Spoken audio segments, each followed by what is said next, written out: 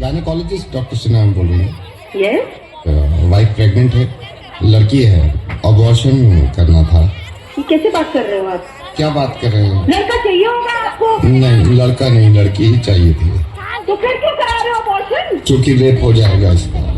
ये नहीं चाहता कि इसका रेप हो जाए। I am so sorry doctor, मैं नवेद बोल रहा हूँ रेडियो मिर्ची से। मुझे मालूम है कि आपके पास कॉल्स आती होंगी, लेकिन उनकी वजह यही होती होगी कि मैं दहेज नहीं दे सकता या मैं लड़की को पढ़ा नहीं सकता। लेकिन अब कॉल्स आया करेंगी और वजह ये हुआ करेगी डॉक्टर कि मैं अपनी बच्ची को पैदा नहीं होने देना चाहता क्योंकि इसका रेप हो सकता है। दिल्ली में 8 महीने की बच्ची का रेप हुआ। 8 महीने की बच्ची होती कितनी, अगर वो तंदुरुस्त ना हो, इंसान के एक हाथ में आ जाती है। उसका रेप हुआ है। I'm sorry, मैंने आपका वक्त भी ले लिया, लेकिन मैं बताना चाह रहा हूँ सबको कि ये होने लगेगा, वरना इस चीज को बंद करवा दो। मेरी समझ में नहीं आता कि स्लोगन देखने के बाद लोग खुश हो जाते हैं, बेटी बचाओ बेटी पढ़ाओ। क्यों हम पहले ही जाहिर कर देते हैं कि बेटियां कमजोर हैं, पढ़ी लिखी भी नहीं है, इनको बचाना भी है। ऐसे स्लोगन क्यों नहीं मानते कि बेटे को बताओ और ना माने तो थप्पड़ लगाओ। और जितने लोग इस बात को मानते थे ना कि लड़की घर से बाहर निकलती है तो रेप होता है, उसके रिश्तेदार ने बेडरूम में घुस के उसकी बच्ची के साथ रेप किया।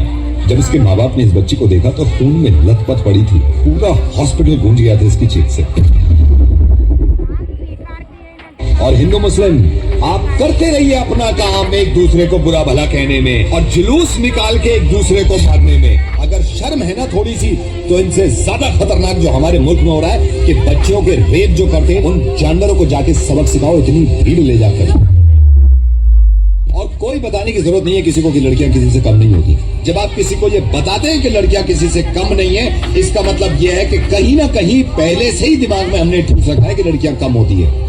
100 करोड़ की आबादी में अगर एक इंसान भी मेरी आवाज सुन रहा है ना और उसको ये लगता है कि लड़कियां देर रात घर से बाहर निकलती हैं तो रेप होते हैं, तो मुझसे बात कर ले। मैं कसम खा रहा हूं, अगर उसने मुझे हरा दिया इस चीज में तो जिंदगी में कभी रेडियो पे नहीं आऊंगा और अपनी आवाज नहीं सुनाऊंगा।